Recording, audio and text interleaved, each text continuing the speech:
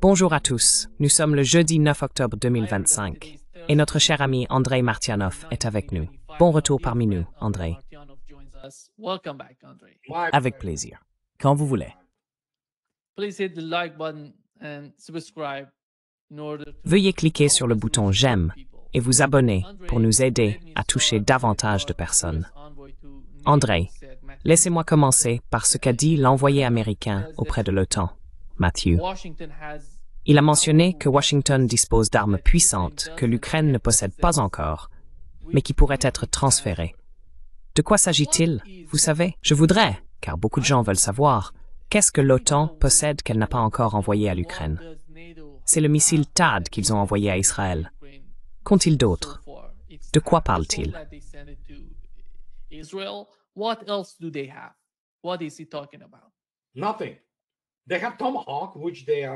Rien. Ils ont le Tomahawk dont ils racontent n'importe quoi. Et il y a un problème technologique avec le Tomahawk. À part ça, oui, ils peuvent impliquer quelques Européens qui ont accès au VLS K-41. Mais le Tomahawk est en réalité un missile plus ancien que par exemple le Storm Shadow. Et ce sont des cibles assez classiques pour la défense aérienne russe. La seule chose, c'est le Tomahawk. C'est un TELAM, un missile de croisière Tomahawk pour attaque terrestre. Il a une portée d'environ 1600 km, donc théoriquement, il pourrait atteindre Moscou. C'est tout. L'OTAN n'a rien d'autre que ça. Je veux dire, ils ont beaucoup de propagande. Est-ce dangereux? Bien sûr, toute arme est dangereuse, ne vous y trompez pas. Mais le fait est que tout cela relève du désespoir et ils vont jouer avec toutes sortes de choses.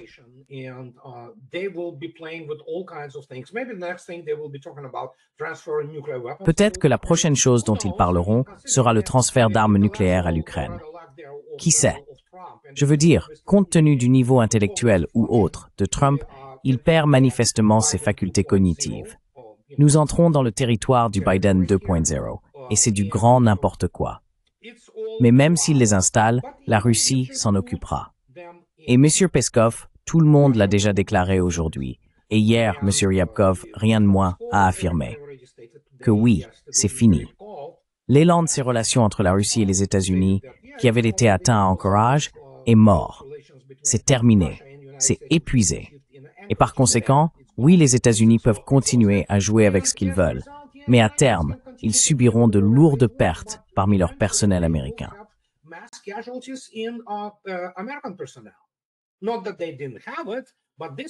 C'est pas qu'ils ne l'avaient pas, mais cette fois, ce sera vraiment, vraiment grave. Et si l'on considère ce qui se passe en ce moment à Washington, on ne peut en voir que les signes, tu sais, les signes extérieurs. C'est la panique, et c'est une manifestation constante du cirque qui s'y déroule. Et oui, les généraux et amiraux américains, ils ne sont pas vraiment bons. Je veux dire, ils ne comprennent pas ce qu'ils disent à Trump. Mais en même temps, Trump ne sera pas capable de comprendre ce qu'on lui dit. Donc oui, ils en parleront, mais encore une fois, il y a des exigences techniques pour lancer des Tomahawks sur la Russie, et elles ne sont pas réunies, du moins pas encore. Et si les États-Unis veulent emprunter cette voie, eh bien voyons ce qui va se passer.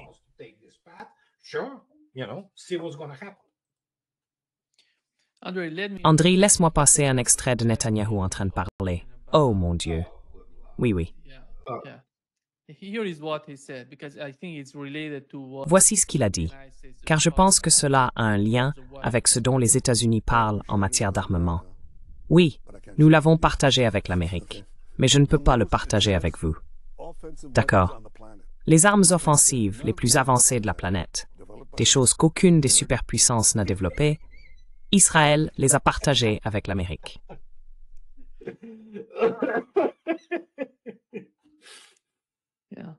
Oui, c'est incroyable. Si tu devais imaginer de quoi il parle, ce serait quoi, à ton avis?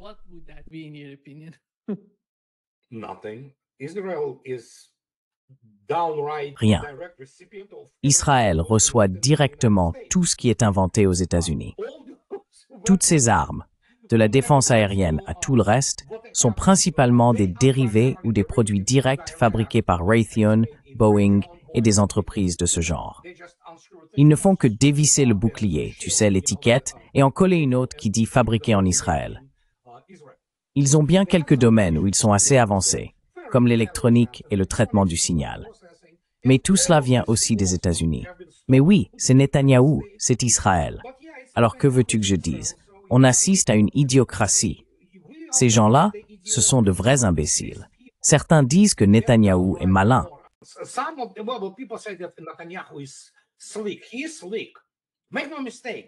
Il est habile. Ne vous y trompez pas. L'habileté n'est pas une preuve d'intelligence, d'accord? Et ce n'est pas non plus une preuve de réflexion stratégique.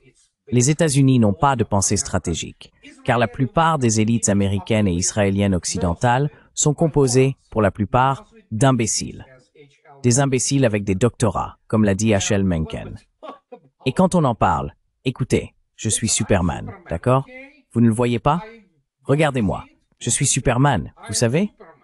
C'est, oh Seigneur, du fanfaronnage typique, de la vantardise à coups de poing sur la poitrine. Vous avez vu vous-même ce qu'est l'armée israélienne. Ce n'est pas une vraie armée. C'est un ensemble de bataillons punitifs, des maniaques génocidaires qui se sont quand même fait battre par le Hamas.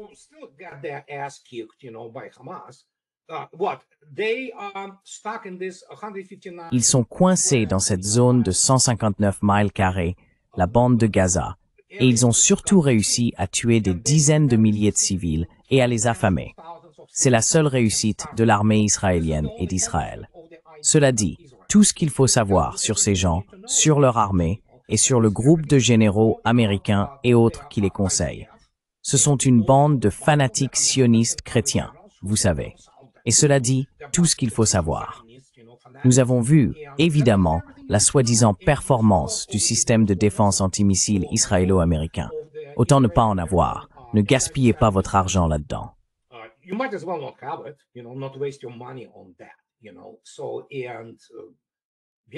Alors oui, qu'est-ce qu'il reste? Va te jeter du sable dans les yeux et tu sais, purger tout l'air chaud de tous tes orifices. Voilà qui est Netanyahou. Voilà qui est Trump. Voilà qui sont nos grands pontes du Pentagone. Des imbéciles incompétents, tu vois. C'est le déclin de l'Occident. Depuis des décennies, nous en sommes arrivés à la conclusion logique de tout cela. L'essentiel maintenant, c'est d'empêcher ces crétins, parce qu'ils sont aussi lâches, de déclencher une guerre nucléaire. À part ça, oui, il faut simplement les contenir et les laisser pourrir dans leur propre marécage jusqu'à ce qu'ils se décomposent complètement. Et voilà.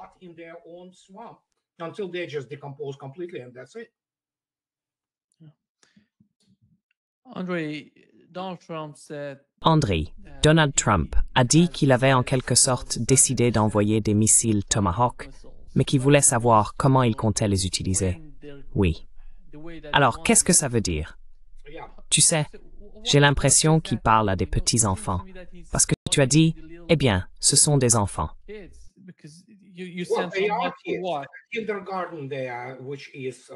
Ce sont des gamins de maternelle, en fait. Ils savent qu'ils ont perdu, mais ils n'arrivent pas à passer à autre chose parce qu'ils n'ont aucune classe. Aucun d'entre eux. Ce sont des gens très peu cultivés, très primitifs dans leur façon de penser. Donc oui, quand il dit ça, oui, apparemment les Tomahawks font d'excellents, je ne sais pas, Porsche pour les maisons. Ils peuvent sans doute servir, je ne sais pas, d'engrais, peu importe à quoi ils utilisent les Tomahawks. Je sais pas, on pourrait construire leur maternelle avec, ou peut-être les utiliser pour une sorte de chirurgie. Mais oui, Trump doit savoir comment on utilise un missile de croisière Tomahawk. Tomahawk Land Attack Missile. C'est comme ça que ça s'appelle.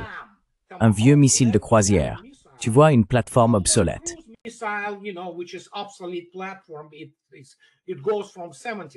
En fait, cela remonte aux années 70. Mais oui, ça a été mis à jour, et tout ça, environ 1600 km de portée. Mais je ne sais pas, on pourrait peut-être construire un barrage avec des Tomahawks. Je ne sais pas.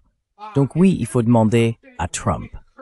Apparemment, après avoir entendu ce qu'il a déblatéré pendant 35 minutes, plus ou moins, à Quantico, il y a une semaine, lors de cette réunion avec les généraux et les amiraux. Ce type vit dans un univers parallèle. C'était la diatribe d'une personne qui ne comprend même pas où elle se trouve. Oui, Il y avait ces amiraux et ces généraux assis là, impassibles, parce qu'ils partaient complètement en vrille, je ne sais pas, encore une fois. Univers parallèle, fait alternatif, tout est alternatif, à part le fait que beaucoup de gens ne comprennent toujours pas.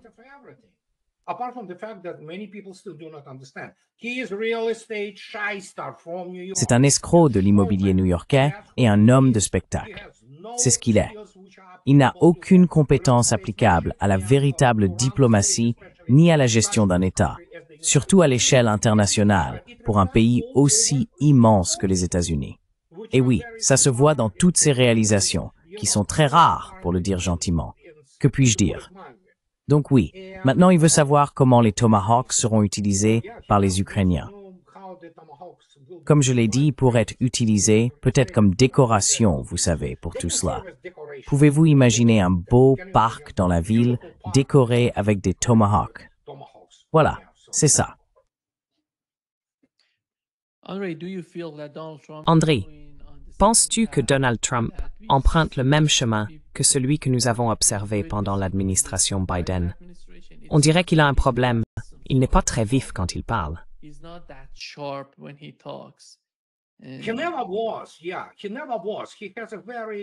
ne l'a jamais été. Oui, il ne l'a jamais été. Il a un vocabulaire très limité, ce qui en dit long sur lui. Je l'ai compris pendant son premier mandat, sa première période, en 2016-2020, qu'il n'a jamais lu un livre de sa vie, d'accord? C'est un homme très peu cultivé, très primitif. Il ressemble à un baron gitan, tu vois? Il adore l'or. Je veux dire, bon sang. Alors qu'est-ce que tu veux attendre? Et évidemment, il est maintenant dans une spirale descendante avec ses facultés cognitives qui n'ont jamais été solides au départ.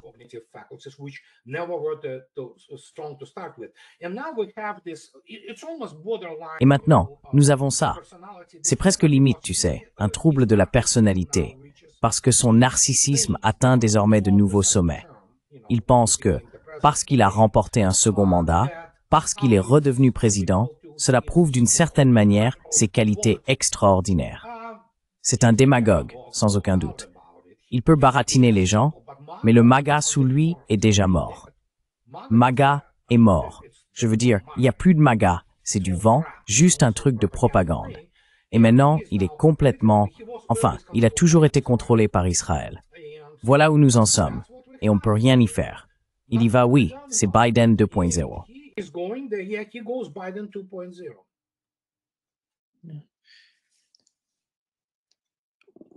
Oui.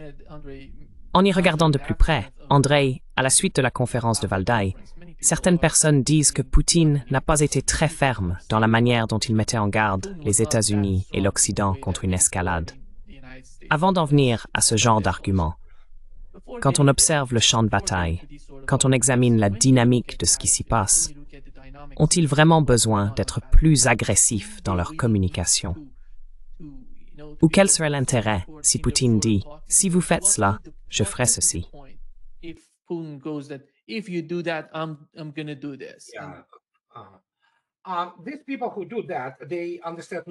Ces personnes qui tiennent de tels propos ne comprennent rien à la culture russe. Elles ne savent rien de l'armée. Et bien sûr, ceux qui parlent ainsi n'ont jamais détenu la moindre habilitation, comme moi par exemple, qui était au-dessus du secret le mieux gardé. C'est ce que détenaient les officiers des forces armées soviétiques et russes. Ils ne comprennent pas ce qu'est une information opérationnelle, ni comment fonctionnent les services de renseignement et de contre-espionnage. Ces gens sont en réalité des amateurs, façonnés par les médias de masse, sans véritable expérience lorsqu'ils abordent ce sujet. Il faut comprendre ce que Poutine sait.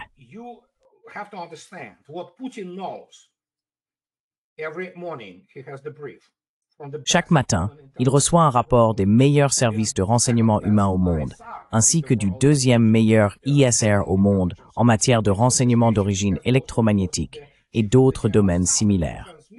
Il reçoit également des rapports du chef d'état-major général et du ministre de la Défense, ainsi que des directeurs du SVR, le service de renseignement extérieur, et du FSB. Et ces personnes qui tiennent ce genre de propos n'ont aucune compréhension de la réalité, qu'elle soit militaire, économique, du renseignement ou stratégique. Ce sont simplement des victimes des gros titres. Point final.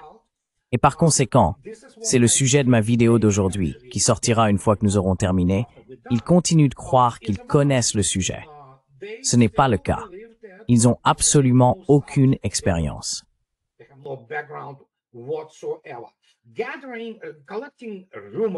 Recueillir et colporter des rumeurs autour de, disons, Moscou ou en Russie, des rumeurs provenant de certains éléments marginaux. Eh bien, je ne veux pas paraître arrogant, mais il ferait mieux de savoir qui sont leurs sources. D'accord? Que puis-je dire? S'ils veulent continuer avec ces absurdités, ils le peuvent certainement. Mais le fait est que les professionnels ne se fient pas aux déclarations. Les professionnels regardent les cartes, ils examinent les chiffres, et pas seulement les chiffres bruts. C'est de cela que je parle. Les vrais professionnels militaires considèrent les choses à un niveau opérationnel.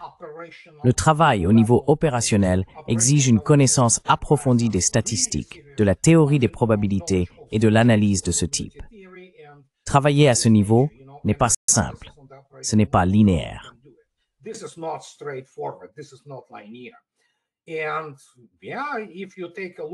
Et oui, si vous regardez de près le Bloomberg d'aujourd'hui, lamentation, Bloomberg se lamente toujours, vous verrez qu'il y a là des maniaques génocidaires, tout comme dans la plupart des médias traditionnels aux États-Unis.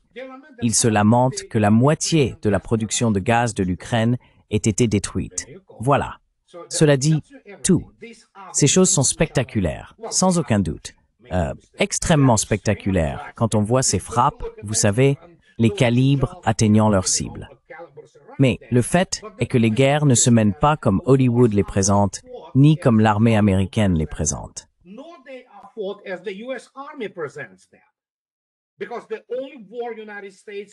Parce que la seule guerre que les États-Unis ont jamais pu présenter comme une sorte de succès, c'était la guerre du Golfe 1.0, qui n'était pas une vraie guerre. Ils ont écrasé, tu sais, une armée arabe minable. Et ils n'ont cessé de la présenter comme une sorte d'exploit. Ça ne l'a jamais été.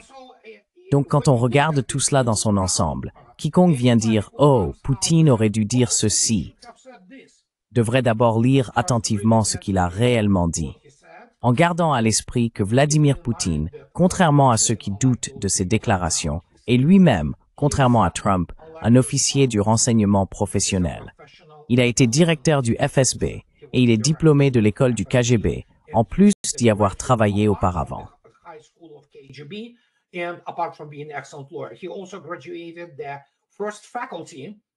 Il est également diplômé de la première faculté, premier département du KIAE, l'Institut Andropov de la Bannière Rouge, qui s'appelle aujourd'hui l'Académie du service de renseignement extérieur. Ces gens n'ont aucune idée de ce que c'est. Et donc, Vladimir Poutine sait qui est Trump. Il sait qui ils sont tous. Il peut les manipuler quand il le souhaite. Et la manière dont il s'y prend, il se présente comme un homme très intelligent, très instruit et très calme. Il projette la puissance de la Russie, contrairement à Trump, par exemple, qui ne cesse de se ridiculiser, ainsi que le pays et ses forces armées. C'est tout simplement humiliant.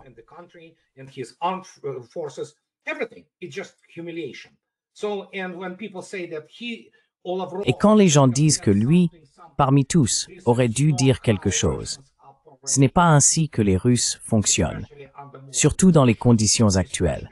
Surtout dans une situation où la Russie, lisez bien sur mes lèvres, vous pouvez me citer. Je pourrais soutenir une thèse de doctorat, ce que certains m'ont d'ailleurs suggéré de faire. Je n'ai pas envie de perdre mon temps avec un diplôme bidon en sciences politiques, qui n'a rien de scientifique. C'est essentiellement un faux diplôme. Le fait est que la Russie a remporté la course aux armements haut la main par un chaos. Et quoi qu'en pensent ces gens, il ferait mieux de se regarder dans le miroir, de voir quelle expérience réelle, quelle véritable relation et quelles sources concrètes ils apportent réellement à la discussion.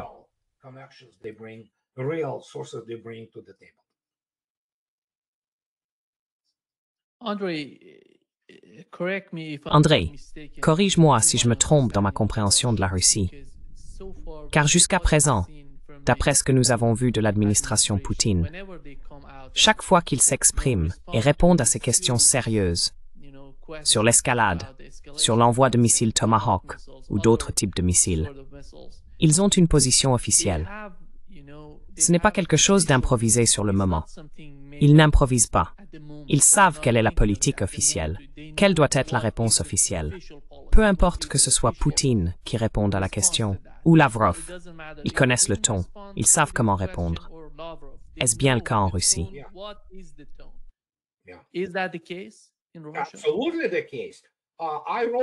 C'est tout à fait exact. J'ai écrit 4 livres sur le sujet et je vais en écrire un 5e avec des officiers retraités très expérimentés, américains et russes, qui ont servi au cœur même de l'état-major général. Les États-Unis n'ont pas de lien entre ce qui tient lieu de grandes stratégies d'État et leur stratégie militaire. Dans les 2 cas, les États-Unis font preuve d'incompétence, car ils n'ont pas connu de véritable guerre depuis la Seconde Guerre mondiale. Et même à cette époque, ce fut une affaire relativement agréable, pour le dire avec modération, malgré les grands sacrifices consentis par les soldats américains, tant en Europe que dans le théâtre du Pacifique.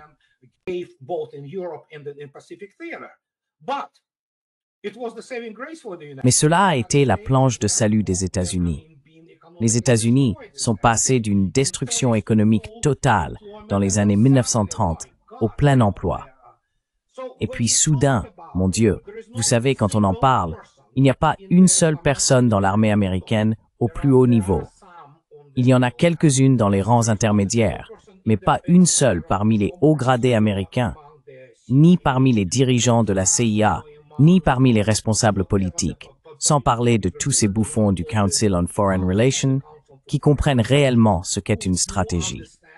Ils ne comprennent pas. Ils connaissent quelques formules tirées de Sun Tzu et de Clausewitz sans saisir la nature de la guerre. Aucun d'entre eux ne comprend. Aucun.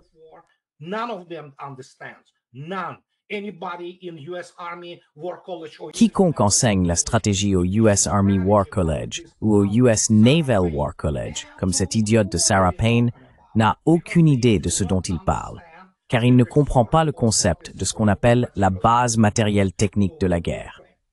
Ils ne comprennent pas. Les seules choses qu'ils connaissent, ce sont, vous savez, ces mèmes et extraits d'Hollywood. Comment la bombe tombe sur un mariage afghan et il s'écrie « Hurrah !» Ils ne comprennent pas la corrélation des forces et des moyens. Ce n'est pas correctement enseigné dans les académies militaires américaines, qui sont intellectuellement en retard. Aucun des cadets issus des meilleures académies militaires de l'OTAN, en Occident, au Royaume-Uni, en Allemagne, aux États-Unis, en Italie ou en Espagne, ne le comprend.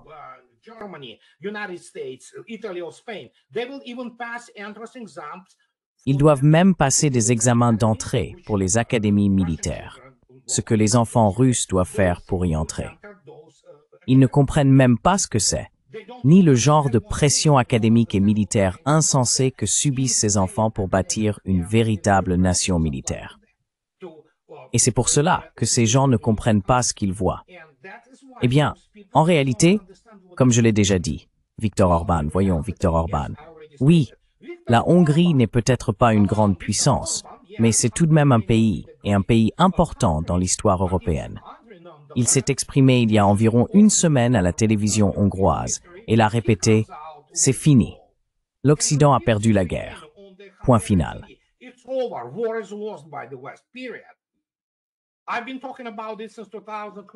J'en parle depuis 2023, en fait, depuis 2015. Ils ne comprennent pas ce qu'ils regardent. Ils ne comprennent pas les paramètres de la guerre. Les États-Unis ont été démilitarisés. Ils n'ont littéralement plus rien, sans même parler de l'Europe. L'Europe, ce ne sont que des miséreux, d'accord? Ce sont des bouffons qui prétendent avoir de l'importance. La seule chose qu'il reste aux États-Unis, ce sont les armes nucléaires. C'est tout.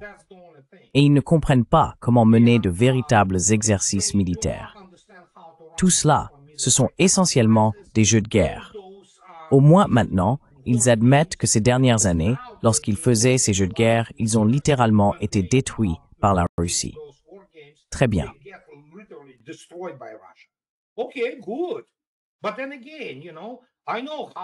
Mais encore une fois, tu sais, je sais comment ces jeux sont conçus. J'ai des professionnels qui disent les choses telles qu'elles sont. Et c'est tout. C'est la fin. Alors la question maintenant est, seront-ils assez imprudents pour que dans le dernier sursaut du système militaire, politique et économique de l'Occident combiné, que nous savons aujourd'hui être, eh bien, une forme de capitalisme. Mais le problème, c'est que c'est un capitalisme financier. Ils aient complètement perdu la capacité de produire correctement. Vont-ils opter pour la solution ultime, compte tenu du niveau intellectuel, ou plutôt de l'absence de celui-ci, et des croyances de ces gens, surtout quand on regarde les sionistes chrétiens, les rapturistes et tous ces cinglés qui se disent chrétiens?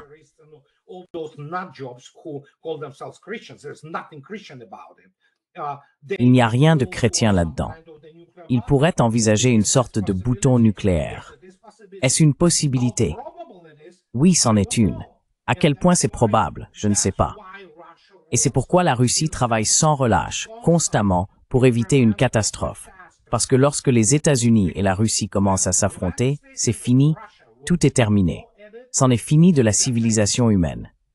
Et pour ceux qui ne comprennent pas cela, parce qu'ils n'ont jamais manipulé ces armes, jamais vu les faits, jamais étudié la question, comme moi, par exemple, et mes camarades de classe, parmi lesquels se trouvent toutes sortes de personnes, y compris les commandants de la flotte de la Fédération de Russie et d'autres du même genre.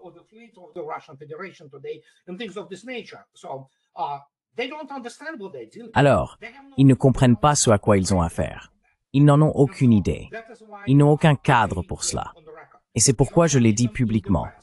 Le journalisme en Occident et leur production, pour la plupart, non seulement ce sont des criminels de guerre, ils font de la propagande personnelle, mais en plus ces gens sont des imbéciles. Tu ne peux pas expliquer aux crétins moyens de CNN, de MSNBC ou du Wall Street Journal, mec, quand ça va partir, tu n'auras aucune chance, point final. Tu sais, ta famille, tout, tes amours, ton cheval, peu importe, ton argent, tout cela ne vaudra plus rien. Tes enfants mourront. Tu mourras.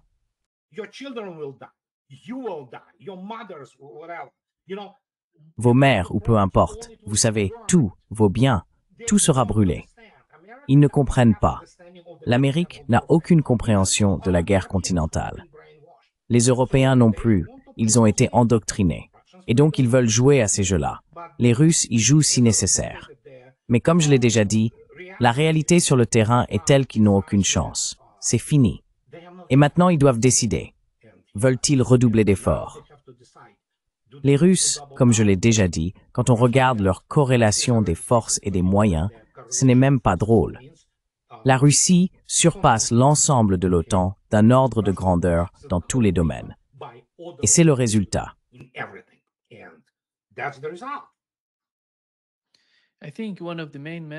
Je pense que l'un des principaux messages de Vladimir Poutine lors du forum de Valdai portait sur l'utilisation des armes nucléaires. Il a déclaré que les armes nucléaires tactiques sont plusieurs fois plus puissantes que les bombes utilisées à Nagasaki et à Hiroshima. Oh oui, bien sûr, oui. Donc pour beaucoup d'entre nous, comme vous l'avez mentionné, nous ne comprenons pas vraiment ce genre d'escalade, car quand cela arrive, c'est irréversible. Vous ne pouvez pas revenir en arrière.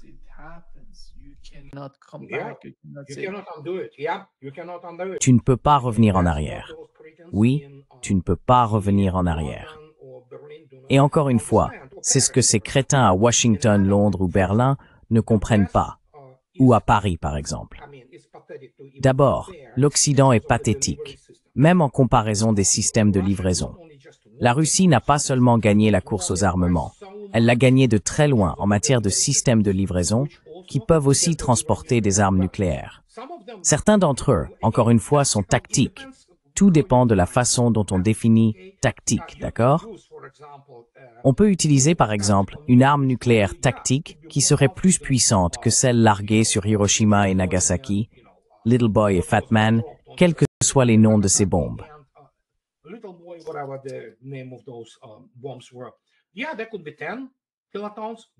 Oui, elle pourrait faire 10 kilotonnes. Elle pourrait être, eh bien, vous savez, si nécessaire, une mégatonne. Tout dépend du type de mission qu'elles sont censées accomplir. C'est ainsi qu'on les définit. Si c'est tactique, si cela résout des tâches tactiques, c'est une arme nucléaire tactique. Mais en réalité, cela peut être très puissant, vous savez. C'est tout le problème. On ne peut pas expliquer aux gens que la Russie a atteint un niveau où elle n'a même plus besoin d'utiliser des armes nucléaires. Dieu nous en garde. Elle peut complètement décapiter toute la direction militaire et politique européenne. En gros, toute installation militaire ou politique, y compris les bunkers souterrains, elle disparaîtrait. C'est ce que j'essaye de faire comprendre aux gens.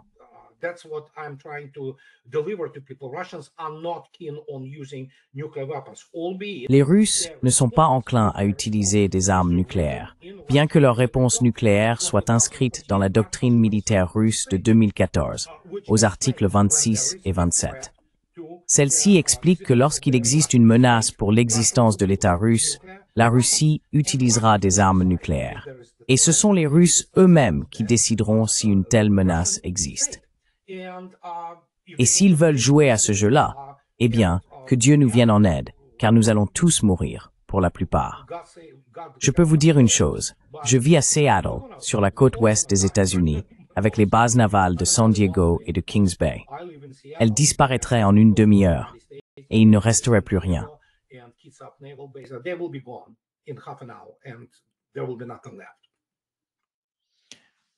As-tu lu ce qu'Emmanuel Todd a écrit à ce sujet? Oui, j'ai fait une vidéo à ce sujet. Oui, c'est ce que je dis. Ils comprennent qu'ils ont perdu. C'est juste que, comme ce sont des lâches et qui se sont tellement vantés, ils ont en gros réinventé toute l'histoire de l'Occident uni après la Seconde Guerre mondiale, en créant toutes ces menaces et ce genre de choses, en utilisant tous ces types douteux comme Solzhenitsyn et tout ça, tu vois, en vendant l'histoire du genre. Les communistes ont tué 60 millions. Non, 600 millions. Allons donc.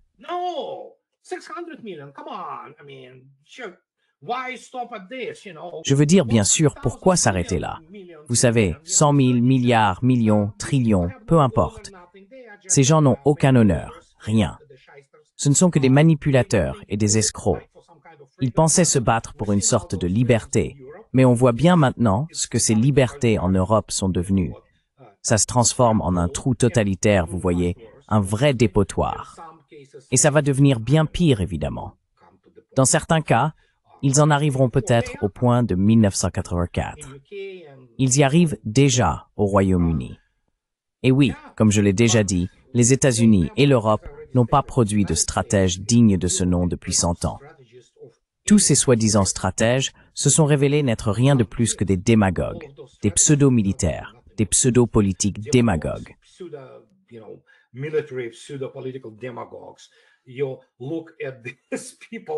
Regardez ces gens du Council on Foreign Relations. Ce sont carrément des imbéciles. Vous savez, ils n'ont pas les outils nécessaires pour comprendre ce qui se passe. Et même ceux qui comprennent n'ont pas le droit de sortir et de dire « Les gars, on est fichus, c'est fini ». Ils ne peuvent pas, parce que s'ils le faisaient, ils perdraient leur sinécure. Dans le cas de Charlie Kirk, il pourrait même être assassiné. Voilà donc le cercle vicieux de la Chambre d'écho. Ils continueront à faire cela jusqu'à détruire les États-Unis, ce qu'ils s'efforcent de faire. Et l'Occident, c'est-à-dire l'Europe occidentale, est fini. C'est terminé pour les Européens. Certains de ces pays n'existeront probablement même plus comme nations européennes d'ici 2050.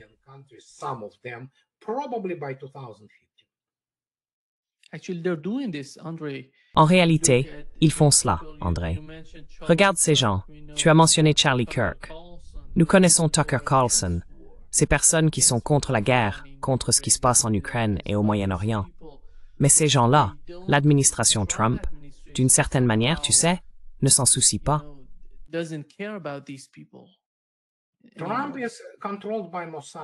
Trump est contrôlé par le Mossad. Il est contrôlé par Netanyahou. Trump est le lèche-botte de Netanyahou. Tout est lié. Tout le monde avait compris ça. C'est le beau-père de Kushner, peu importe, et tout le reste. Ce type est complètement empêtré là-dedans. D'accord? Et cela même sans tenir compte de ce qu'il y a dans les dossiers Epstein. Il est corrompu jusqu'à la moelle, un narcissique. La seule chose qui l'intéresse, c'est son bien-être personnel et l'image qu'il a de lui-même. Voilà. Peut-être que de temps en temps, il a des pensées lucides, mais il les contredit aussitôt. Il est très crédule, ce qui veut dire qu'il est un homme très faible. C'est un homme extrêmement faible. Alors, que puis-je dire?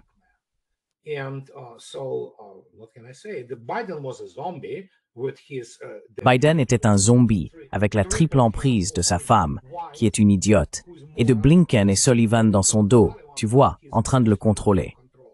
Trump, lui, a la main de Netanyahou dans le sien, et il est le serviteur d'Israël. Il ne sert pas les intérêts du peuple américain, même quand il essaie, ce que je ne pense pas qu'il fasse. Je ne pense pas que ce soit vraiment lui. Je crois que c'est Stephen Miller qui est cohérent, du moins sur la politique intérieure. Et il y a certaines choses que j'applaudis. Par exemple, j'en ai assez de l'hypocrisie de ce qu'on appelle, enfin ce n'est pas la gauche, c'est le néolibéralisme, le DNC, qui est essentiellement un groupe de crime organisé, le Comité national démocrate. Ici, oui, ils doivent faire leur travail.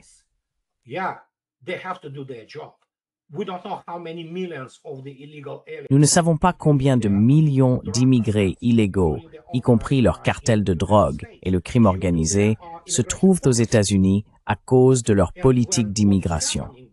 Et quand on regarde les grandes villes, oui, elles sont essentiellement occupées par leurs fous furieux.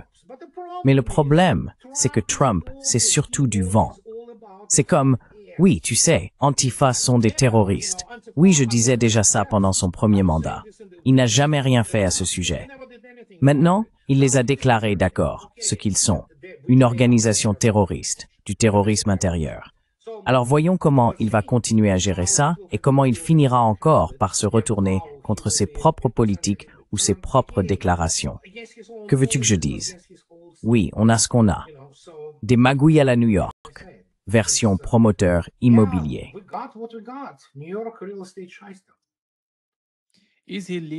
Laisse-t-il le dossier ukrainien entre les mains des Européens? Est-ce que ça donne cette impression? Les États-Unis n'ont pas d'autre option.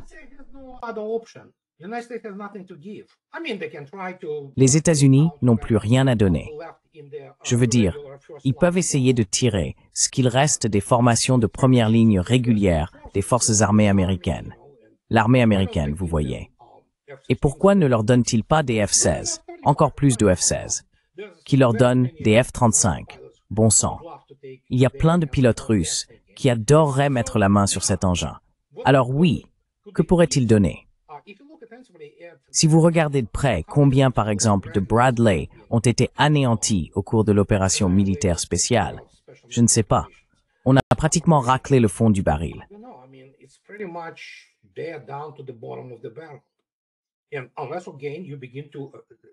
Et à moins, encore une fois, que vous ne commenciez à désarmer vos unités de ligne, comme, vous savez, les divisions et toutes sortes de brigades, en disant « D'accord, donnez-nous ce qu'il reste de votre équipement, laissez-nous l'envoyer là-bas ».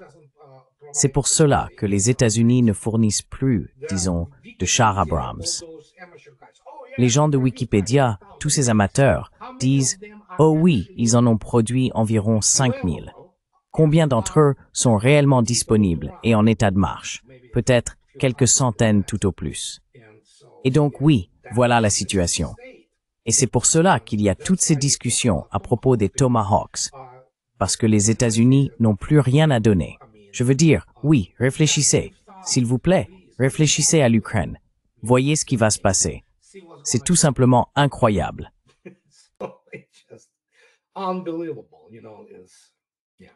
Je ne sais pas combien de systèmes THAAD ils ont aux États-Unis, car ils en ont envoyé 3, si je ne me trompe pas, en Israël.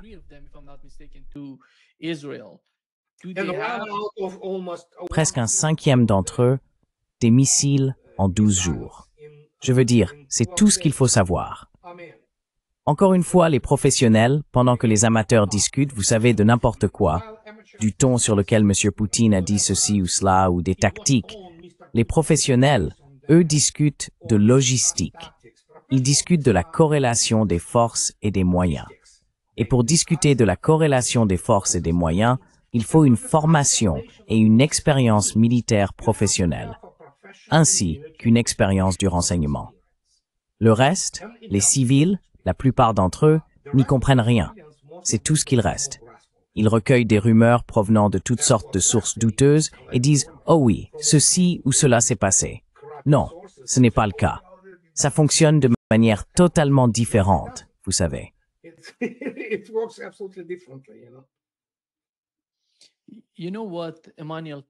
Tu sais ce que dit Emmanuel Todd? C'est tellement important, je pense, de comprendre l'état d'esprit des États-Unis. Il dit qu'après tout, les États-Unis doivent accepter qu'ils ont été vaincus en Ukraine. C'est énorme, ils doivent le comprendre. Il dit qu'ils le comprennent.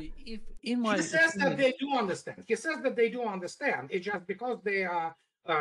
dit qu'ils comprennent, en réalité. C'est juste qu'ils sont, surtout à Washington, des lâches.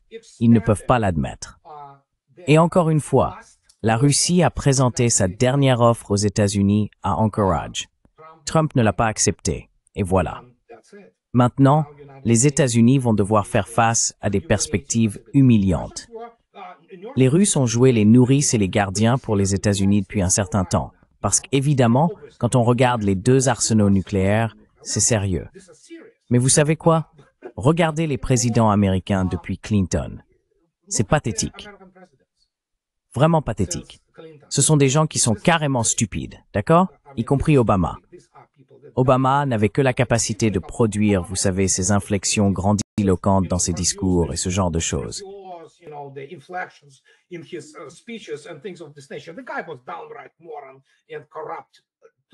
Ce type était un parfait imbécile et corrompu jusqu'à la moelle. Donc oui, il y avait Debourdieu, qui était un crétin, un sioniste chrétien. En gros, c'est ce qu'il est. Et maintenant, on a Biden. On sait qu'il n'était même pas vraiment vivant, tu vois, quand il était le président.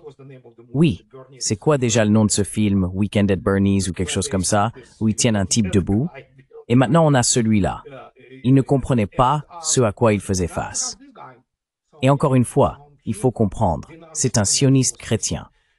Peu importe à quel point il essaie de le cacher, il est dans la poche d'Israël.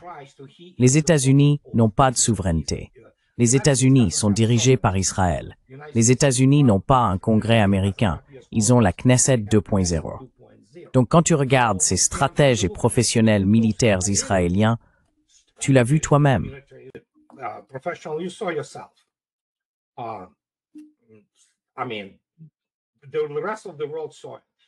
Je veux dire, le reste du monde l'a vu.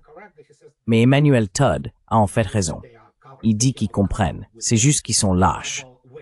Ils ne peuvent pas trouver une issue honorable à cause des dissimulations. C'est ça le problème. C'était Weekend at Bernie's. Weekend at Bernie's, oui, c'est bien ça. Donc oui, c'était l'administration Biden. Mais en gros, on en arrive à quelque chose qui ressemble à l'état de la première administration Biden. Et la principale préoccupation de la Russie maintenant, c'est d'éviter un échange nucléaire mondial. C'est tout. Et ceux qui ne comprennent pas ça doivent quitter la profession et s'en aller. Allez bosser chez McDonald's ou vous savez quoi, acheter un 7-Eleven. Essayez de faire tourner ça, vous voyez.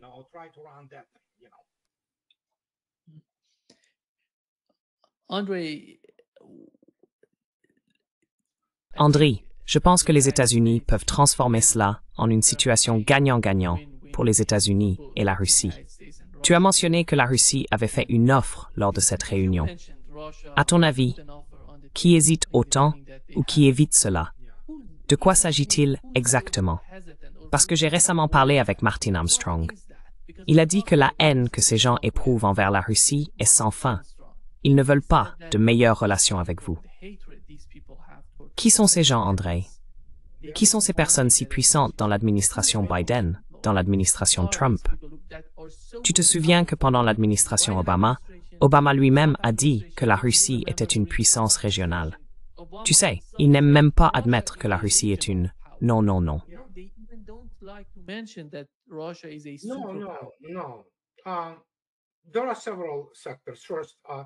Il y a plusieurs secteurs. D'abord, l'un d'eux se trouve du côté démocrate, en particulier le mouvement LGBTQ, peu importe comment on l'appelle. Ils détestent profondément la Russie à cause de ce qui est inscrit dans la constitution russe, qu'il n'existe que deux genres, les hommes et les femmes. Le droit de la famille russe protège les enfants. Si vous êtes homosexuel, vous n'avez pas le droit d'adopter des enfants. Vous pouvez être homosexuel. Ce que vous faites derrière des portes closes, c'est votre affaire. Mais vous n'avez pas le droit d'organiser ces défilés de la fierté. C'est donc un lobby très puissant aux États-Unis. Ils détestent la Russie. Ensuite, il y a les Juifs russes. Certains d'entre eux sont des néoconservateurs. Évidemment pas tous, mais la plupart sont néoconservateurs et pro-Israël. Ils abhorrent les Russes.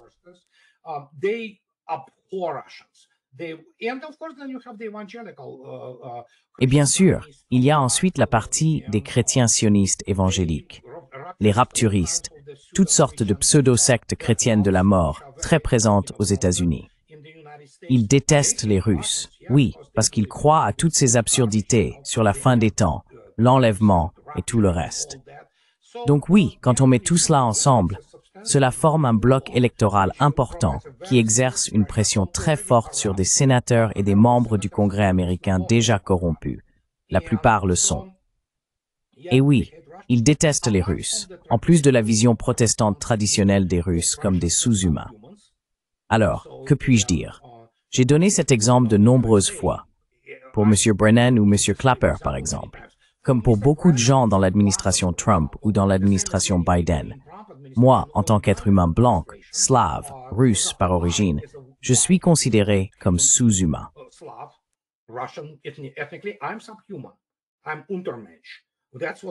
Je suis un intermanche. C'est ce que beaucoup de gens ne comprennent pas. Il y avait beaucoup de personnes, même aux États-Unis pendant la Seconde Guerre mondiale, qui applaudissaient ce que faisait Hitler, ce que faisaient les nazis et les Européens. Les Européens applaudissaient Hitler. C'est pourquoi ils n'ont pas beaucoup résisté, parce qu'ils reconnaissaient les leurs. Et Hitler faisait ce que l'Europe voulait. Il voulait, eh bien, ils ont tué les Juifs. Mais avant tout, il s'agissait de Lebensraum. Et vous savez quoi? Cette péninsule pathétique qu'on appelle l'Europe, cette péninsule du continent eurasien, il voulait que les Russes disparaissent. Il y a encore beaucoup de gens à Londres et à Bruxelles qui ne souhaiteraient rien de plus que de tuer des enfants et des femmes russes, et qui applaudissent les nazis.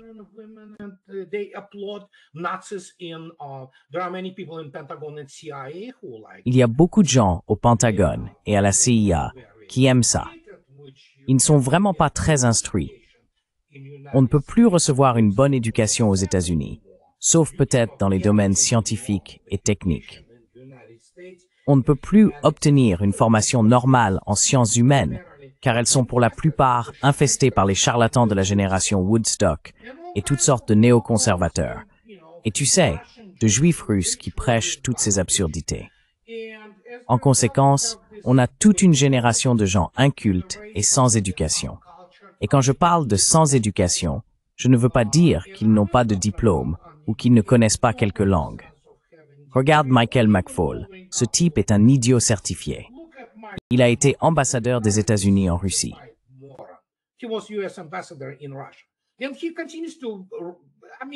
Et il continue à... Enfin, je veux dire, ce type est un crétin, tout simplement. Mais c'est ce qu'ils sont. Et par conséquent, devinez quoi? Vous avez cette espèce de masse informe qui déteste les Russes, parce que les Russes sont des sous-hommes, tout en souffrant en même temps de schizophrénie. Et la schizophrénie, c'est cette merveilleuse, eh bien, comme l'a dit un journaliste irlandais, c'est la même croyance tenue simultanément, que la Russie est sur le point de s'effondrer et qu'elle est sur le point de conquérir le monde. Donc c'est 1984. C'est un double-think écrasant. Voilà ce que c'est. Et dans leur monde, oui, chez les Clapper, les Brennan, de nombreux analystes russes de la CIA et tout ça, ils détestent les dieux russes. Ils détestent aussi les dieux russes parce que l'Amérique, en tant que nation, est extrêmement peu sûre d'elle. Et quand on regarde la puissance qui a été vaincue, combattue pendant 1000 ans, et Vladimir Poutine dit « C'était connu, on ne peut pas vaincre la Russie sur le champ de bataille. Point final. » Les Russes peuvent perdre une bataille ou deux, mais au final, ils gagnent les guerres, vous savez. Et c'est ce qu'ils détestent, parce que la Russie et l'Union soviétique représentaient un obstacle à la croyance fanatique en la cité brillante sur la colline, surtout parmi les évangéliques aux États-Unis. Cette idée que c'était l'Amérique qui devait tout gagner, libérer l'humanité, vaincre Hitler, faire ceci et cela. Et puis, il y a eu ces fichus Ruskovs, qui ont été les premiers à voler dans l'espace.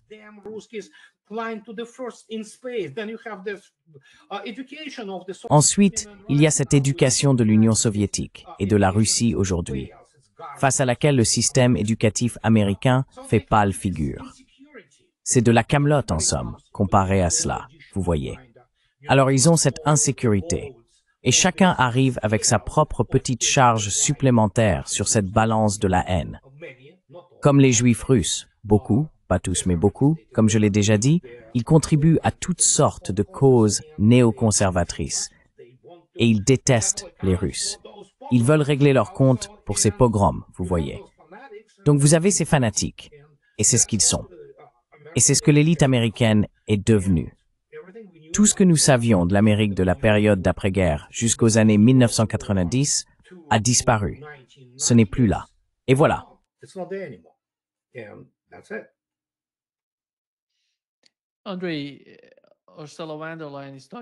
André, Ursula von der Leyen parle de 800 milliards d'euros destinés à une Europe défensive. Ces pays qui paient pour ce genre de choses. Tu sais, d'une manière ou d'une autre, ils doivent réduire la sécurité sociale et tous ces programmes si importants. Mais ils veulent envoyer cet argent à la défense, à l'armée, pour militariser spécifiquement l'Europe. Ressentent-ils vraiment tous la même chose? Je ne pense pas que toute l'Europe soit d'accord.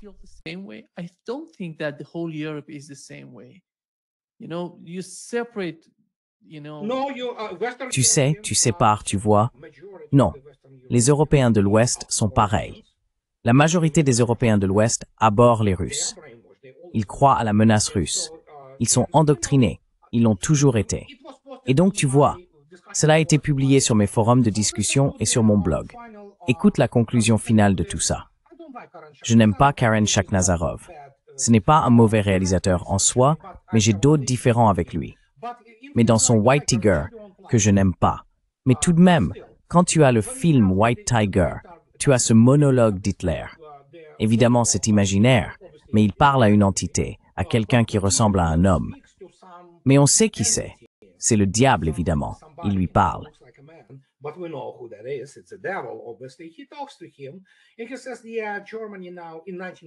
Et il dit oui, l'Allemagne maintenant. En 1945, l'Allemagne sera tenue pour responsable de tout. Mais ce que nous avons fait, nous l'avons fait parce que les Européens le voulaient. Et il a tout à fait raison. Donc dans ce cas, d'abord, les Européens renonceront à leur liberté. Ils n'ont pas de principe pour la plupart. Pas tous, qu'on ne s'y trompe pas, mais la majorité. Et ils sont précisément ainsi.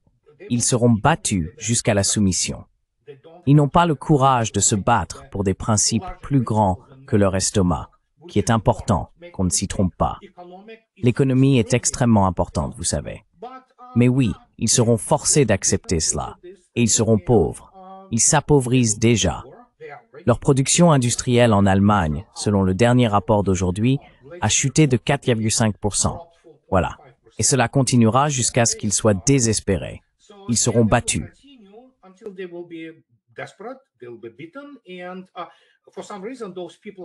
Et pour une raison quelconque, ces gens-là, comme Wonderland, qui est un imbécile, et la plupart des militaires là-bas, ne sont pas non plus des personnes très réelles.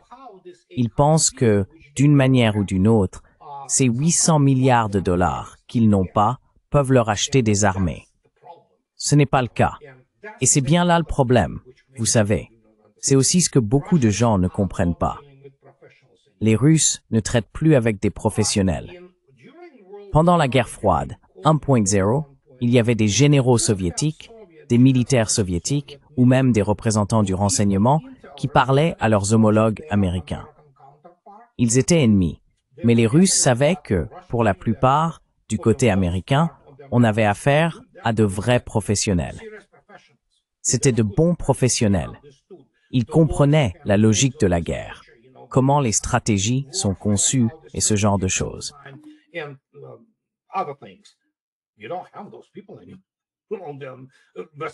Vous n'avez plus ces gens-là, juste une bande de fanatiques et d'idiots, tu sais, et ils sont extrêmement peu professionnels. Le haut commandement américain, les généraux américains, ce sont des gens très peu professionnels. Peu importe ce qu'on leur enseigne dans leurs écoles de guerre, sans parler du collège d'état-major et de commandement de Leavenworth au Kansas, je ne sais pas de quel univers parallèle cela sort. Ils peuvent attraper un petit truc tactique ici ou là. Oh oui, les drones, oh oui, ce machin, oh oui, les motos, oui, la tactique, tu vois. Mais ils ne comprennent pas l'art opératif. Les États-Unis, sans même parler de l'Europe, ont échoué sur le plan opérationnel de manière si lamentable, si flagrante, déjà en 2023, avec cette fameuse contre-offensive planifiée par M. Donahue, avec M. Aguto et ses généraux.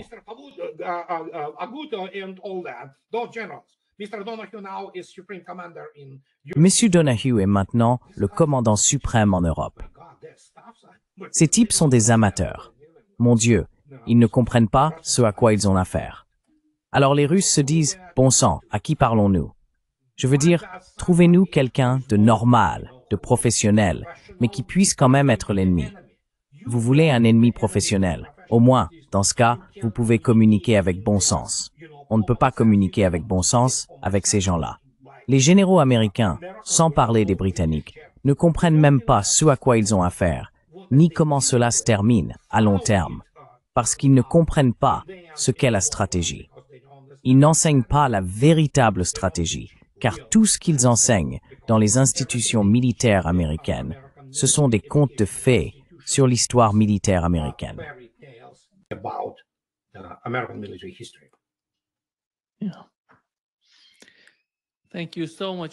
Merci beaucoup, André, d'avoir été avec nous aujourd'hui. Un grand plaisir, comme toujours. Tout le plaisir est pour moi. Au revoir.